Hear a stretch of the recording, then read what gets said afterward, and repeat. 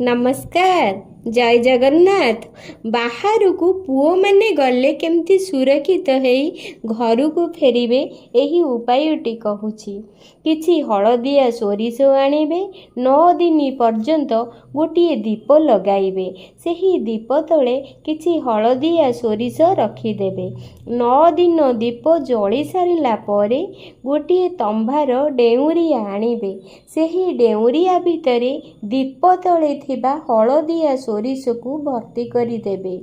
2टी गोलमरीच गोटे अमृतभंडा मंजी सेथिरे भर्ती करिबे। महमरे डेउरियाटी को मुह बंद करिदेबे। डेउरियाटी तैयारी होईगला। एहाकू अष्टमी दिन माँ दुर्गा पाखरे टिके रखी पूजा करिबे। पुओ को पिंधिबाकू देबे।